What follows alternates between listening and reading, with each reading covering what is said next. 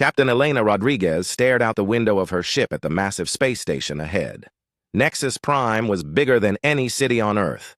Metal towers twisted up like giant trees, and lights blinked everywhere like stars. Ships from dozens of different worlds docked at its many ports. "First time seeing the old station?" asked Commander Jake Chen, her second officer. He floated next to her in the zero-gravity section of their ship, the UES Defiance. "Yeah," Elena said. "Hard to believe humans built something like this." Jake laughed. "We didn't. The aliens built it thousands of years before humans even learned to make fire." Elena felt small. Earth had only achieved faster-than-light travel 5 years ago. Now she was here as humanity's first ambassador to the Galactic Council. The weight of representing her entire species pressed on her shoulders. Their ship docked. With a soft thud, the airlock hissed open, and Elena stepped onto the station. The gravity here felt strange, lighter than Earth, but heavier than Mars. The air smelled like flowers mixed with metal. A tall, thin creature waited for them. It looked like a person made of living crystal, with light pulsing through its body, in slow waves. When it spoke, its voice sounded like wind chimes. "Welcome, young ones from Earth," the crystal being said. "I am Ambassador Zethvel of the Zethkari. We are honored to meet the newest children of the Void." Elena extended her hand for a handshake, but the alien just stared at it. After an awkward moment, she pulled her hand back. "Thank you for having us," Elena said. "We're excited to join the galactic community." Zethvel made a sound that might have been laughter. "Join? Oh, little one, you have much to learn. Come, the council waits." They walked through corridors filled with amazing sights. Creatures made of gas floated by, their bodies shifting colors. Bug-like beings with 6 arms scuttled across the ceiling. Elena had studied all the major species, but seeing them in person was different. The council chamber was enormous. Hundreds of seats rose, up in circles, most filled with alien beings. At the center sat 3 massive thrones. Elena recognized the occupants from her briefings. On the left throne sat a Zethkari, much larger than Zethval. Its crystal body was dark blue, almost black, and ancient scars ran through it like cracks in old glass. This was High Ambassador Zethmore, leader of a race that had traveled the stars for 12,000 years. The middle throne held something that looked like a living cloud. Colors swirled inside it, purple, gold, green, constantly changing. This was the Veltharan Prime Speaker, representing beings who had mastered space travel 8,000 years ago. The right throne buzzed with activity. Thousands of small, insect creatures crawled over a larger form, moving like one giant organism. The Crix Collective had been exploring the galaxy for 15,000 years. "Approach, humans," Zethmore's voice echoed through the chamber. Elena and her small team walked to the center. Every eye, sensor, and light beam focused on them. Elena felt like a child at an adult meeting. "So," Zethmore continued, "Earth has finally achieved faster-than-light travel. How long has your species been working on this technology?" "About 100 years," Elena answered. The chamber filled with sounds, clicks, whistles, and what might have been laughter. The Veltharan's cloud body rippled with amusement. "A century?" The cloud being spoke with a voice like distant thunder. "How precious! We achieved light speed before your species learned to write."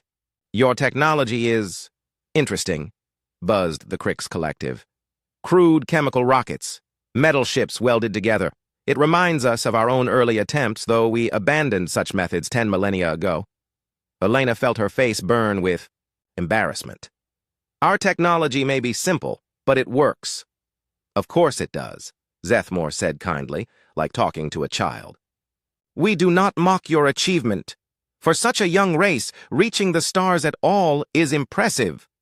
The High Ambassador gestured to a small podium that rose from the floor. "We welcome Earth to the galactic community. As is traditional for new civilizations, we grant you trading rights in the Outer Rim territories." Elena looked at the star map that appeared above them. The territory they were offering was tiny, far from major trade routes, in systems with few resources. "This is it?" she asked. "It is appropriate for your current development level," the Veltharan replied.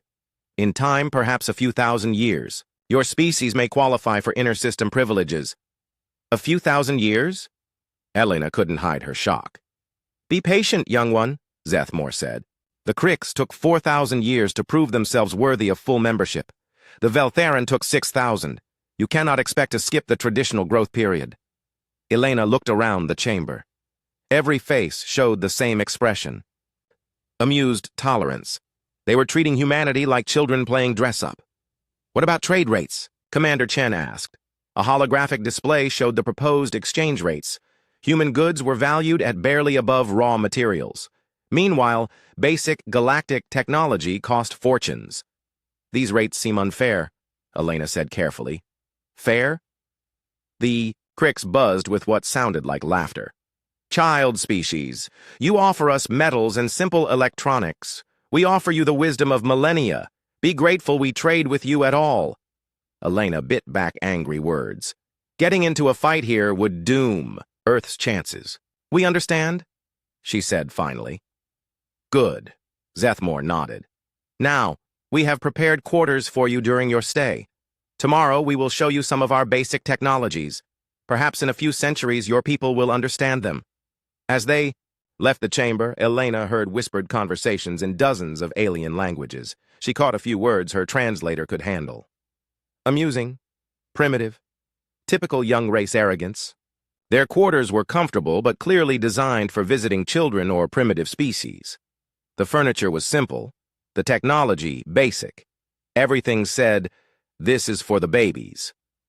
That could have gone better, Commander Chen said once. They were alone. They're treating us like we're 5 years old, Elena replied, pacing angrily. Maybe they have a point, said Dr. Sarah Kim, their science officer. They've been traveling the stars longer than human civilization has existed. From their perspective, we probably are children. Elena stared out the window at the incredible station around them. Ships from 100 worlds came and went. Technologies beyond human understanding kept everything running smoothly. Maybe the aliens were right. Maybe humanity was young and stupid and primitive. But something bothered her. In all their grand speeches about wisdom and experience, none of these ancient races had asked what made humans special. None had wondered what Earth might offer that they couldn't. They saw humanity's age and dismissed everything else. Elena had a feeling they might regret that mistake someday. Outside their window, the stars shone cold and distant. Somewhere out there in the dark, things moved that would test everyone's assumptions about who was young and who was wise. But for now, the ancient races of the galaxy slept peacefully, secure in their superiority over the newest children of the void. 3 months had passed since humanity's first contact with the Galactic Council. Captain Elena Rodriguez sat in her office aboard the UES Defiance, reading the latest trade reports. The numbers made her angry. They're cheating us, she told Commander Chen as he entered with coffee. A ton of our best steel sells for what they charge for a basic gravity generator. Chen sat down heavily. At least they're buying something. The Zethkari rejected our computer technology completely. Said it was quaint but useless. Elena pulled up a hologram showing Earth's first trading post. The small station orbited a dead planet in the outer rim, far from any major shipping routes. A few human ships docked there, looking tiny next to the massive alien vessels that occasionally visited. Look at this, Elena said, switching to a recording from yesterday. An alien trader, some species she didn't recognize, was laughing as he examined human electronics. These humans, the alien said to his partner, they still use copper wires. Copper! My ancestors abandoned such primitiveness 8,000 years ago. Dr. Kim entered the office carrying a tablet. The science exchange isn't going much better. They gave us plans for a basic force field generator, but half the components don't exist in our periodic table. What do you mean? Chen asked. They use materials that only exist in the cores of certain stars, Kim explained. When I asked how we could obtain them, the Veltharan scientist just said, perhaps when you are older you will understand. Elena slammed her hand on the desk. Everything is when we're older, or in a few thousand years, or maybe your grandchildren will be ready. They treat us like babies. Maybe we should request another formal meeting, Chen suggested. Try to negotiate better terms.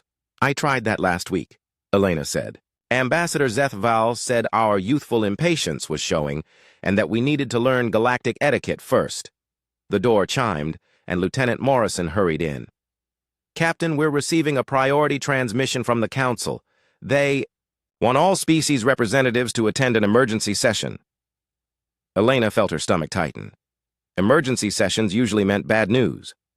An hour later, she stood in the council chamber again. This time, the mood was different. The usual calm arrogance of the ancient races was replaced by nervous energy. Alien representatives whispered to each other in worried tones. High Ambassador Zethmore's crystal body pulsed with rapid, agitated light. Representatives of the galaxy, we face an unprecedented situation. Long-range sensors have detected massive energy signatures moving toward our space from the galactic rim. A holographic display showed the galaxy from above. Red dots moved slowly but steadily from the outer darkness toward civilized space. What are they? Asked a representative from the Thorian Confederacy. The Crix Collective's 1,000 voices spoke as one. Our archives contain references to similar signatures.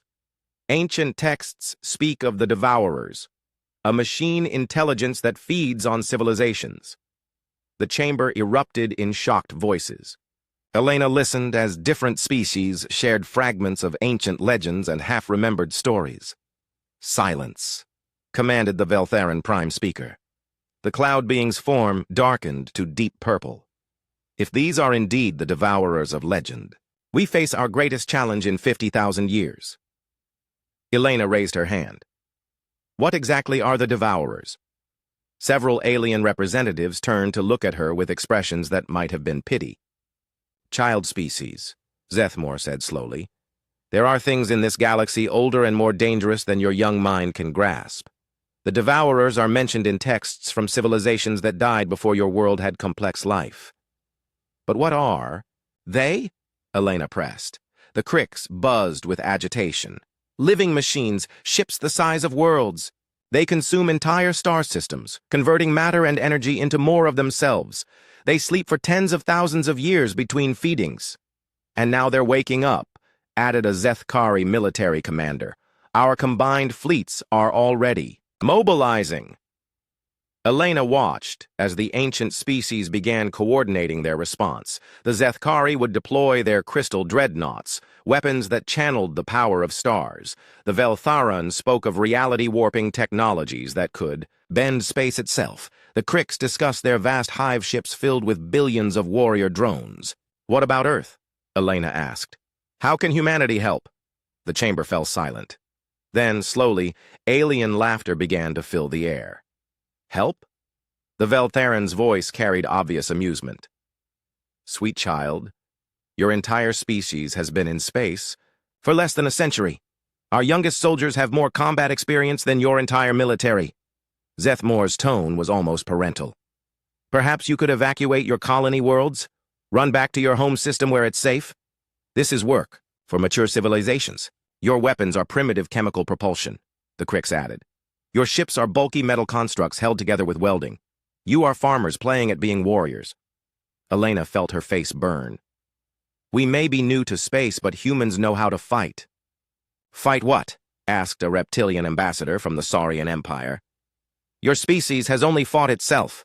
These Devourers have consumed civilizations with millions of years of military evolution. What could you possibly do against them? More.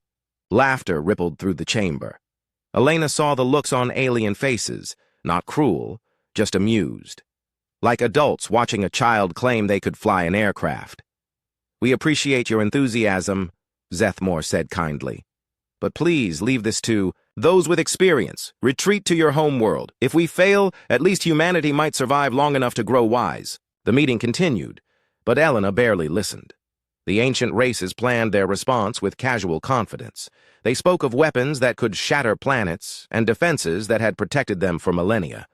They treated the approaching threat like a difficult but manageable problem, and they treated humanity like scared children who should hide while the adults handled things. Elena left the chamber with her team, anger burning in her chest. They walked back to their ship in silence. Maybe they're right, Dr. Kim said finally.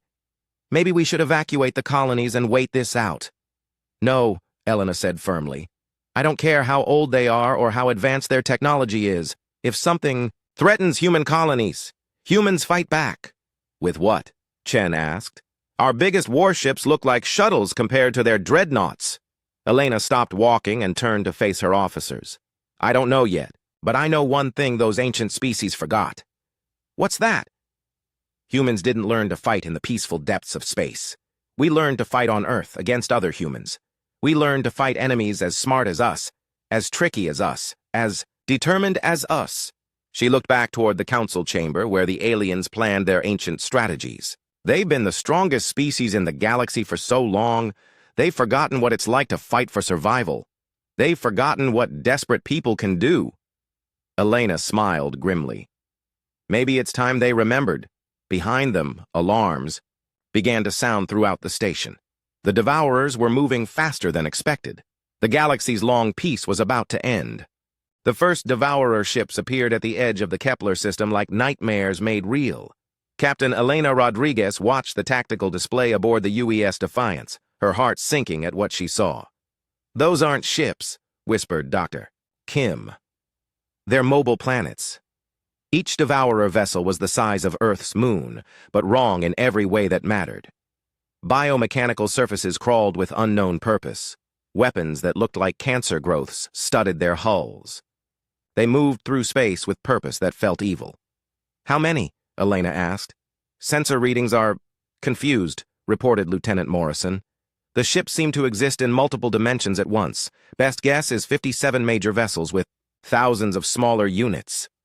Elena turned to the communication station. Any word from the Galactic Fleet? They're moving to intercept, the communications officer replied.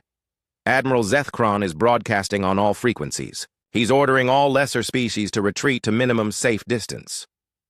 On the main screen, Elena could see the combined might of the galaxy's ancient civilizations. Zethkari crystal dreadnoughts stretched across space like a glittering wall, each one the size of a city. Their hulls channeled starlight into weapons that could melt asteroids. Veltharan battle clouds rolled forward, reality bending around them. Space itself twisted as they prepared weapons that worked by changing the laws of physics in small areas.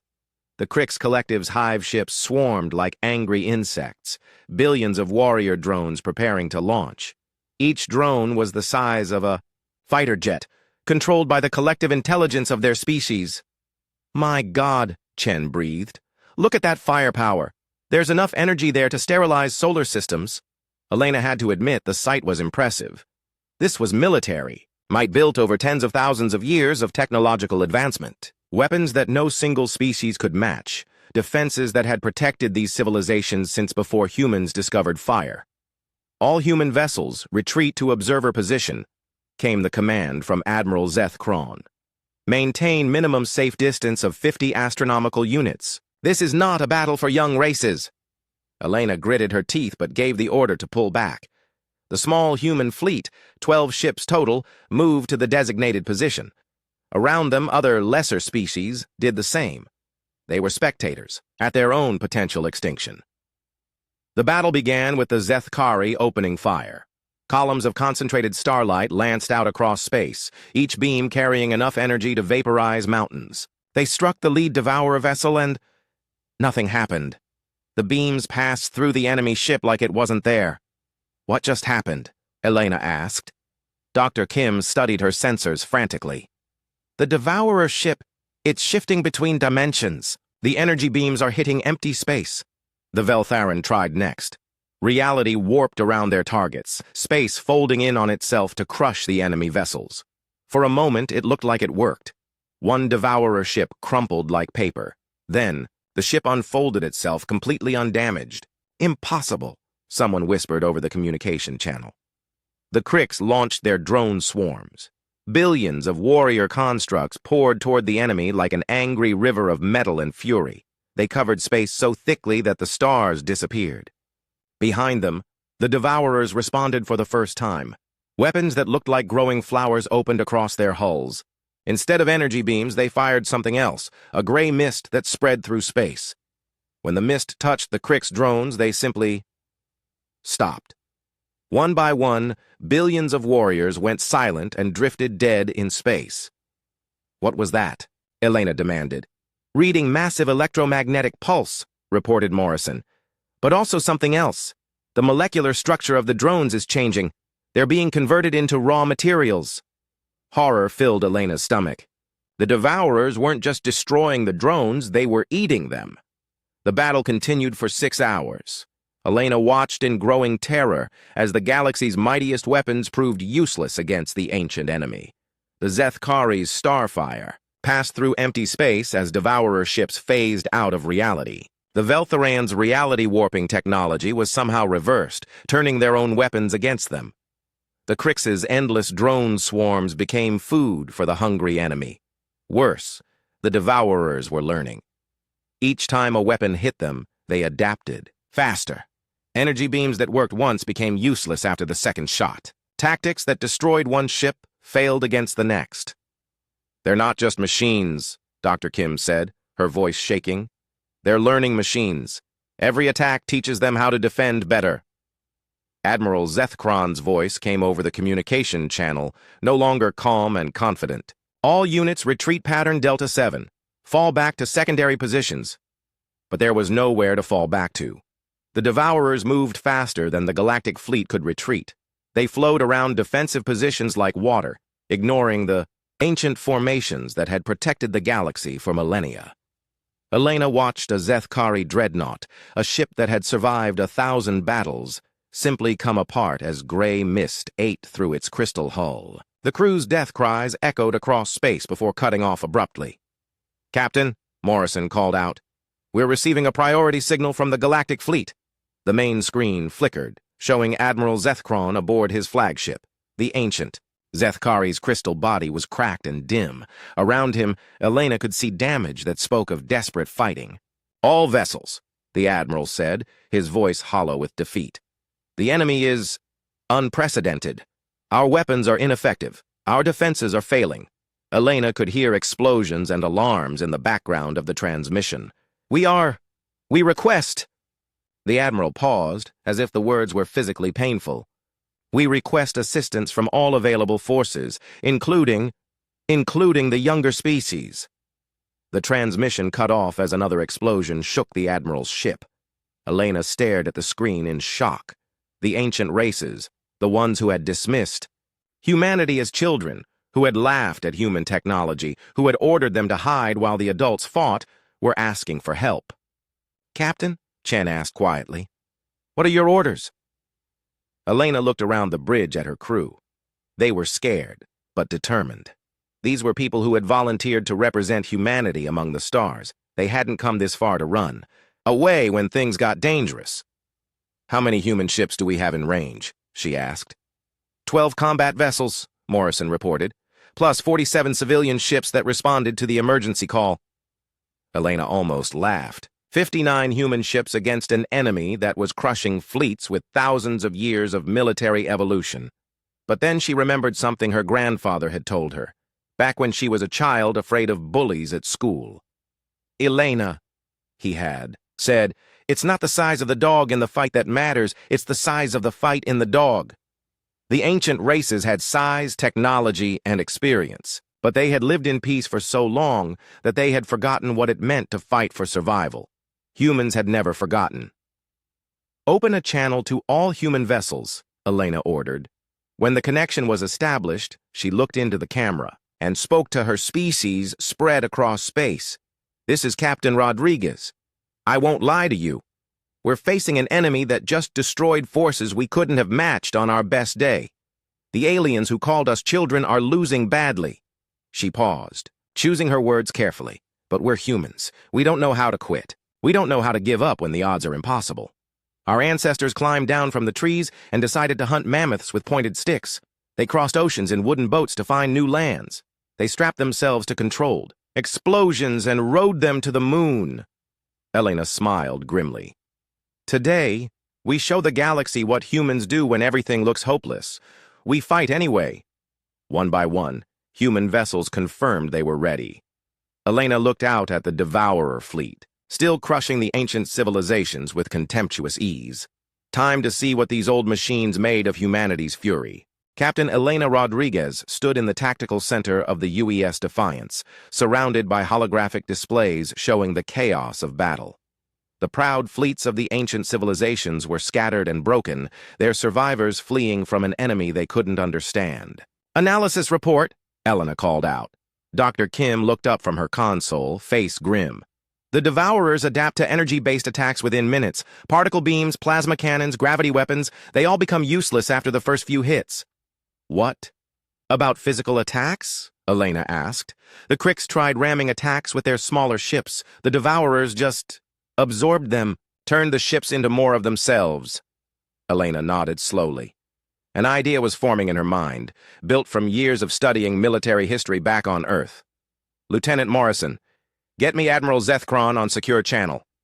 The hologram flickered to life, showing the crystal being aboard his damaged flagship. His body was cracked and dim, and Elena could see the bridge around him was barely functional.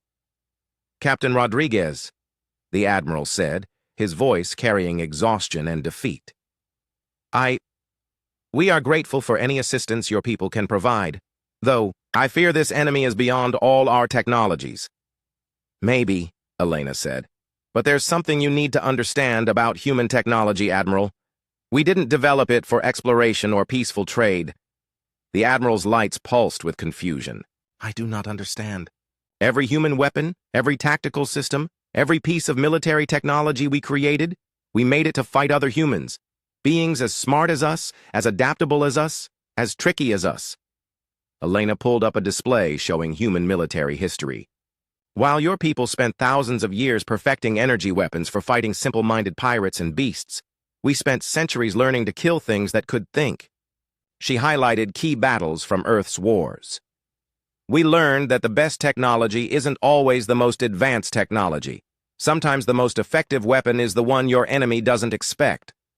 Admiral Zethkron stared at the human historical data. Your people fought each other? Continuously?" "Almost constantly," Elena confirmed. "We only stopped fighting ourselves when we discovered there were aliens to fight instead." The Admiral was quiet for a moment. "What do you propose?" Elena smiled grimly. "Give me tactical command of the remaining fleet. All ships, all species. Let human doctrine guide this battle." "Impossible," came another voice. Admiral Velthar of the Cloud People materialized in the hologram. "Your species has been in space for a fraction of our history. Your weapons are primitive metal projectiles." "Exactly," Elena said, "and that's why they might work." She pulled up a tactical analysis of the Devourer ships. "Your energy weapons are sophisticated. They can be analyzed, understood, and countered. But a chunk of metal moving at high speed? That's just physics. There's nothing to analyze or adapt to." Commander Chen stepped forward. "Captain, our ships aren't equipped for fleet command." "Then we'll improvise," Elena replied. "Like humans always do." She turned back to the alien admirals. "I need every surviving ship to follow human tactical doctrine. Can you do that?" "Admiral?" Zethkron looked at his fellow commanders. The proud, ancient beings who had dismissed humanity as children were now desperate enough to try anything. "What are your orders?" he asked finally. Elena activated the fleet-wide communication system. Her voice reached every surviving ship in the battle zone. "All vessels, this is Captain Rodriguez assuming tactical command. We're going to try something the enemy won't expect. We're going to fight dirty." She brought up a battle plan that would have seemed insane to any traditionally trained galactic officer. Forget formation flying, forget honor duels, forget fair fighting. We're going to swarm them, hit them from every angle, and use weapons so primitive they won't know how to respond. The first phase was chaos by design. Instead of the neat battle lines preferred by galactic fleets, Elena scattered the ships across 3 dimensions. Zethkari dreadnoughts dove below the battle plane, while Veltharan battle clouds attacked from above. Human vessels darted between Devourer ships like insects, too small and fast to target effectively. "All human vessels, prepare kinetic bombardment," Elena ordered. This was humanity's secret weapon, something so simple that advanced civilizations had forgotten it existed. Instead of exotic energy weapons, human ships carried tungsten rods accelerated to tremendous speeds using magnetic launchers. Target the lead Devourer vessel. Fire! A stream of metal projectiles lanced through space. Each tungsten rod was just a chunk of dense metal, but moving at a significant fraction of light speed. When they hit the Devourer ship, there was no energy signature to analyze or adapt to, just kinetic energy transferring into the target. The effect was immediate. Holes appeared in the biomechanical hull as the rods punched clean through. The Devourer ship shuddered and began leaking atmosphere. It worked! Someone shouted over the communication channel. Don't celebrate yet, Elena warned. They'll adapt to this too, but it'll take them longer. All vessels, Wolfpack tactics, hit and run. Don't let them focus on any one ship. The battle changed character completely. Instead of grand exchanges of advanced energy weapons, it became a vicious brawl. Human ships led the attack, darting in to fire kinetic rounds before disappearing behind cover. The alien vessels followed human tactical commands, abandoning thousands of years of military tradition to fight like street gangs. Elena watched a Zethkari dreadnought follow human instructions to ram a Devourer ship while firing all weapons. The crystal vessel shattered on impact, but the explosion tore apart its target. Both ships died, but the ancient admiral had followed Elena's order without question. Captain, Dr. Kim called out, the Devourers are starting to adapt to kinetic weapons. Their hull plating is getting denser. Elena nodded. She had expected this. Phase 2. All vessels. Nuclear option. This was even more primitive than kinetic bombardment. Nuclear weapons were among the first weapons humans had developed for space combat. Simple atomic warheads that exploded with brute force rather than exotic physics. But Captain, Admiral Velthar protested over the communication channel, nuclear weapons are so crude. We abandoned such things millennia ago. That's exactly why they'll work, Elena replied. The Devourers have no experience with crude weapons. They've been fighting advanced civilizations for so long, they've forgotten that sometimes the simplest solution is the best. Human ships began firing nuclear-tipped missiles, while alien vessels provided cover. The warheads were guided not by sophisticated targeting systems, but by simple heat-seeking sensors that looked for the warmest part of enemy ships. The Devourers tried to jam the guidance systems, but there was nothing sophisticated enough to jam. They attempted to shoot down the missiles, but there were too many coming from too many directions. Nuclear fireballs bloomed across space as the primitive weapons found their targets. The Devourer ships, designed to counter advanced energy weapons and exotic attacks, suffered massive damage from simple atomic explosions. They're falling back, Lieutenant Morrison reported. The Devourer fleet is retreating toward the outer system. Elena shook her head. No, they're not retreating.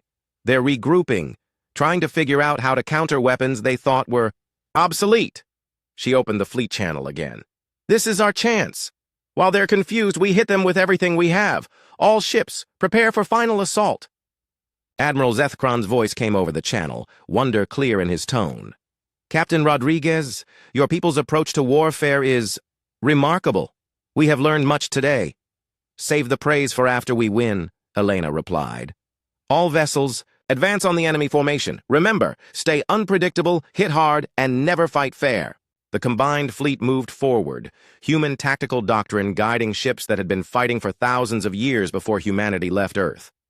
But now they fought like humans, dirty, desperate, and absolutely refusing to give up.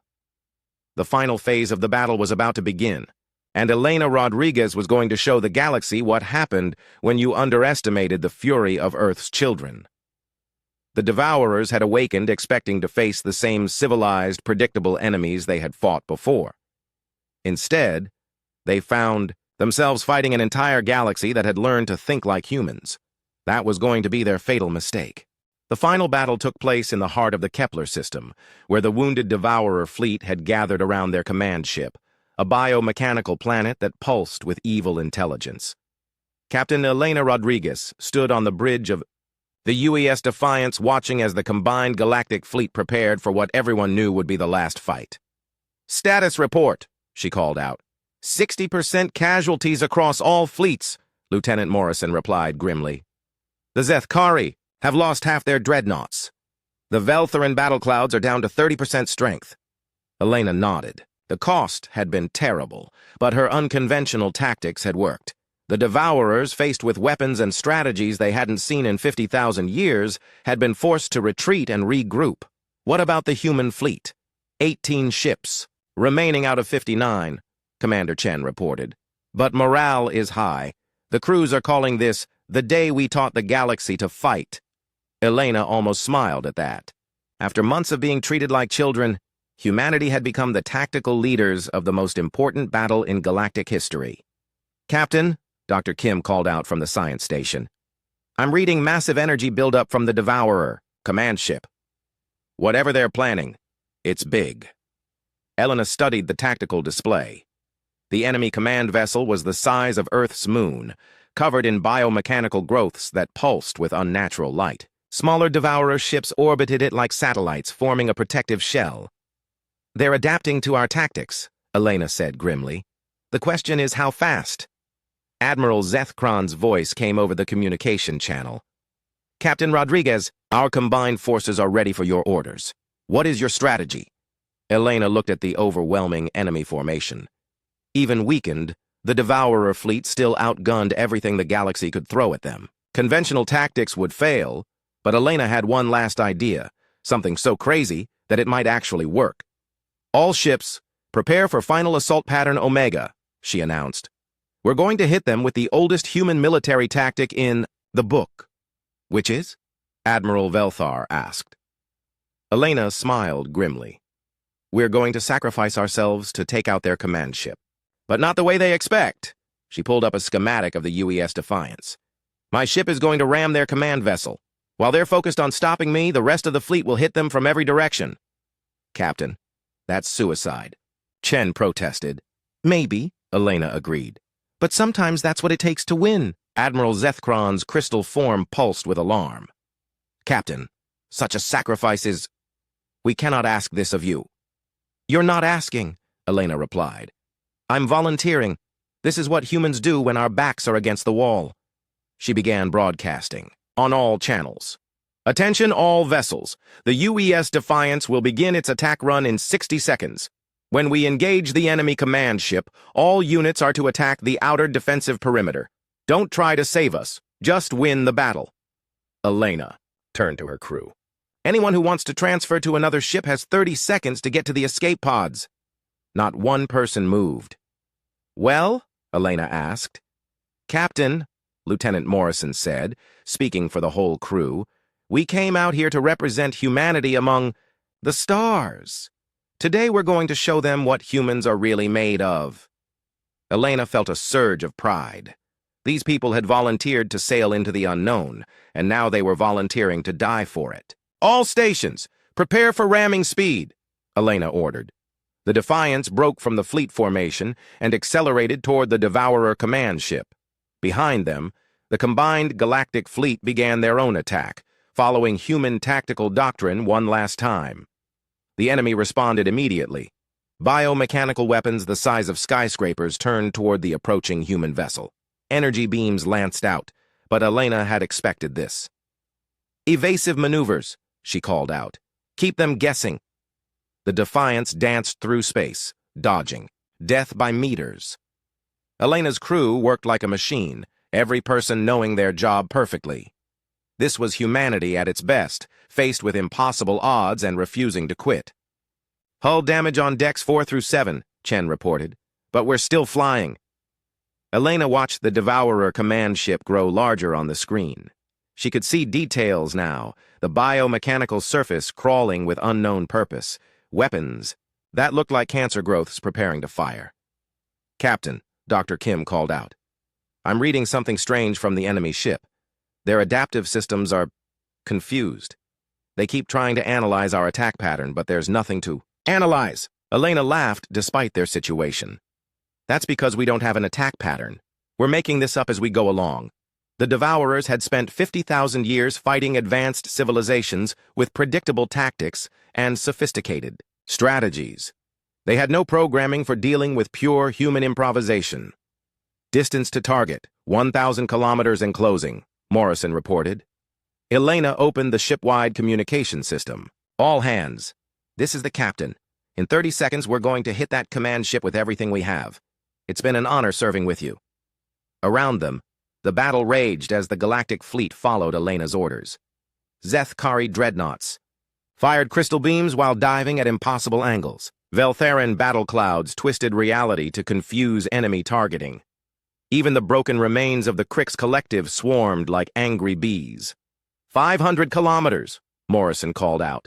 Elena could see individual structures on the command ship. Now, weapon ports were opening all across its surface, preparing to vaporize the approaching human vessel.